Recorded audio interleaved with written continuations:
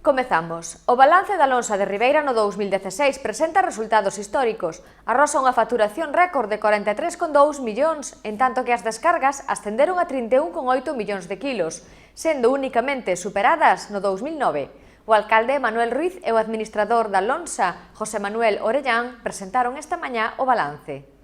O alcalde de Ribeira, Manuel Ruiz, e o administrador da lonxa, José Manuel Orellán, presentaron esta mañá o balance do 2016 da lonxa de Ribeira. Unha presentación que se realiza cada ano no mes de xaneiro, pero que nesta ocasión cobra un cariz diferente, dado que é o último ano que a lonxa se administra dende o Concello.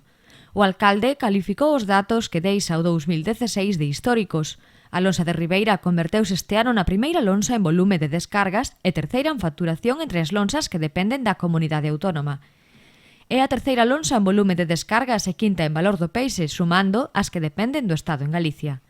As descargas de peixe fresco e marisco aumentaron un 15%, duplicando o aumento do resto de lonxas da comunidade. O verdadeiramente importante de Ribeira que o sitúa en máximos históricos, pois é que por unha parte a subida de Ribeira no que se refiere á descarga, pois duplica a que se dou en todos estes portos da comunidade, onde a subida foi dun 7% no volumen descargado, cando en Ribeira prácticamente chega ao 15% o que foi o incremento desas descargas. E moito máis tamén no que é o volumen de facturación.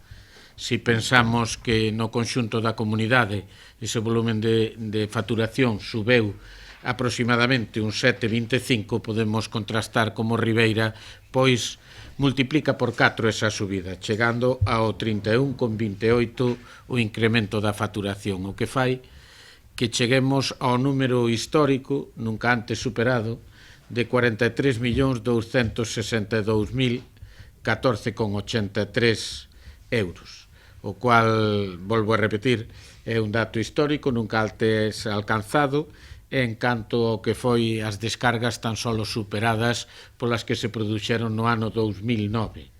Pero non só aumentou o volume de descargas, senón tamén o valor do peixe, que subiu de media 17 céntimos en kilo, pasando de 1,19 euros kilo a 1,36.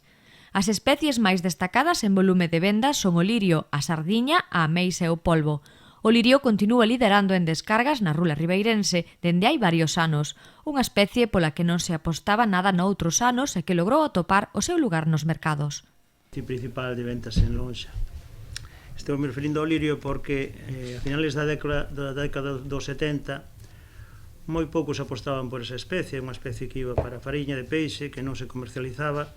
Entonces un grupo de armadores decidiron crear as parejas, dous barcos que tiraban do mismo aparello e que empezaron a coller esas cantidades de peixe e empezaron a comercializalas pouco a pouco, custo de traballo, pero pouco a pouco foron meténdolas no mercado. Vamos a ver, o lirio é a principal especie da lonxa, é un referente en toda a comunidade, porque, xa digo, somos con diferencia a lonxa que máis lirio vende, e ten un valor, a verdade, exquisito. Non se conocía prácticamente en ningún lado, foron capaces de transformar. Tuvemos un no 2011, aquela baixada do TAC do 96%, que tirounos un pouco abaixo toda a comercialización que había do lirio por parte de Ribeira.